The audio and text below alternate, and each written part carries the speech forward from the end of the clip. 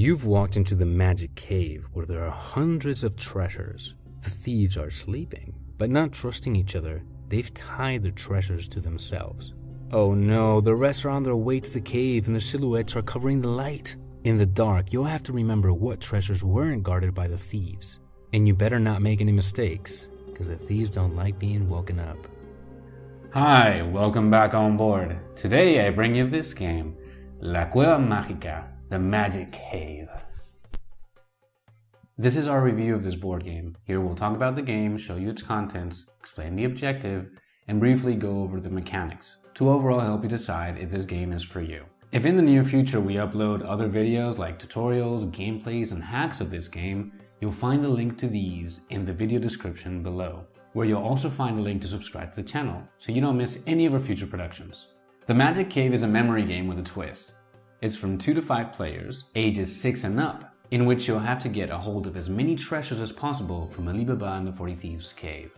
It lasts around 30 minutes, and its price right now in Spain is around 21 euros. It's a game by José María Bellostas, philosopher and member of the association Ludo, that one day telling his kids the story about Alibaba and the 40 Thieves came up with this idea. I believe this is his first game.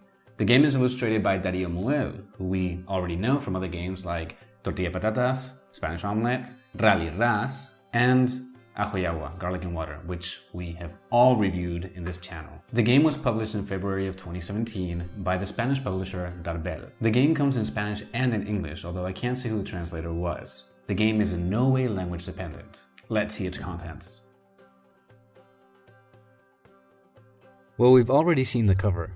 Here's the author's name, here Darbel's logo, and here a quick note is that it brings 3 game modes. On its sides, illustrations of the thieves and the 3 icons for game number, time, and age that Darbel always makes different to match the game theme. In the back we find an image with the components, a brief description in Spanish and English, information on the contents, and a QR that takes you to the publisher's website, where I'm sure you'll find a link to this and other videos.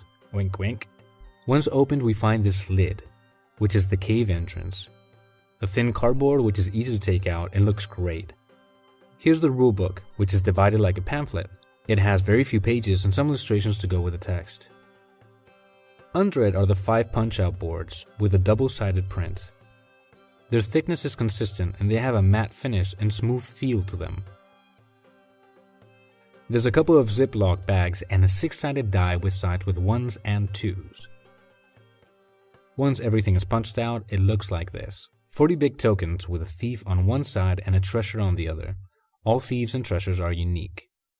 20 small tokens with treasures that are exactly like the ones on the big tokens. These are double-sided with a different treasure on each side. 15 carat tokens. 5 character boards that on one side show Ali and on the other his brother Kasim. 10 Morgana tokens. And a donkey, which we've named Jafar, like the meanie in Aladdin. The remaining tokens you can throw out or personalize by creating your own treasures and thieves. The objective, as you already know, is to get as many treasures as possible. You'll get these throughout rounds, and you'll get to keep them as long as you don't screw up when grabbing them, because there are treasures that look quite alike. The game begins with the small treasure tokens inside the cave. The big tokens are spread out evenly outside the cave. The round starting player will cover the cave, give it a nice shake to mix all the treasures inside, and then open the cave using the magic words, "Open Sesame." During the brief period of time that the cave is open, you should memorize as many visible treasures as possible, because it won't stay open for long. "Close Sesame." In your turn, roll the die and take as many treasures as shown in the die roll from outside the cave and that match those that are visible inside the cave.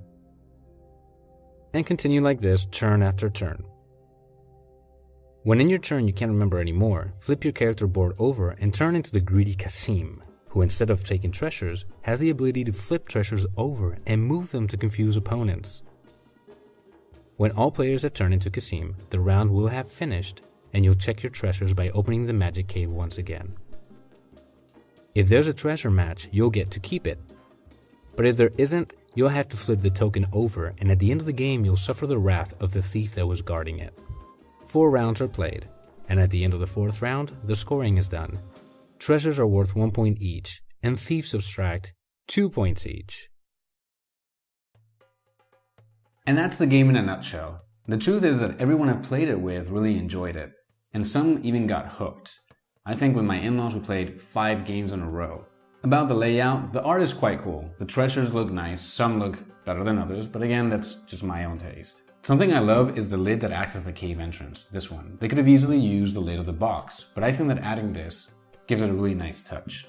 The game modes is something that I really like. It's something that Darbel already did with Spanish Omelette, and it means that you can adjust the game to the player's levels. For instance, you can play the basic level with kids or adults and then build your way up so the rules aren't overwhelming from the start.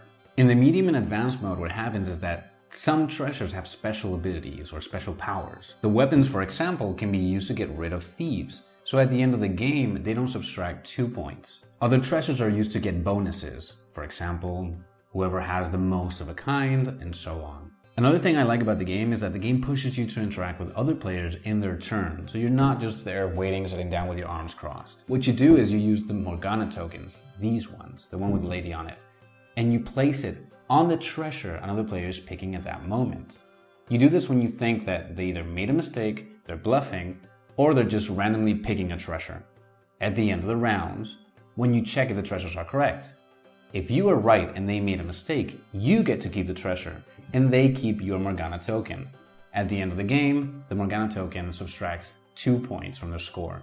Is this a game for kids? Definitely. And with the 3 levels, you can even adjust it. Another thing you can do is when you play with little ones, just let them take a quick peek right before the turn. Another great thing about it is that since the tokens, the treasure tokens, are placed around the cave, when you're sitting down, there are some treasures that you cannot see unless you lean over. So playing it on a low coffee table and removing chairs will allow kids to move around the table freely, and this is great for kids that can't stay put. Regarding replayability, you can play it until you get bored of it. Each game is different because each shake rearranges the pieces in a different order, so you can get tons of games out of it. So who is this game for? Well, if you like memory games, and you played lots of Links or Finders Keepers when you were a kid, and you're looking for a quick, fun, and easy game that you can play both with children and adults, then this is what you're looking for. And that was a review of the Magic Cave. We hope you enjoyed it, and if you want us to continue making these videos, give us a thumbs up and help us out by sharing it with your friends. If it helped you learn how to play, tag us on your photos online and let us know in the comments below. Lastly, if you want to be the first to find out about our new uploads, don't forget to subscribe. Games on board. We do the reading, you do the playing.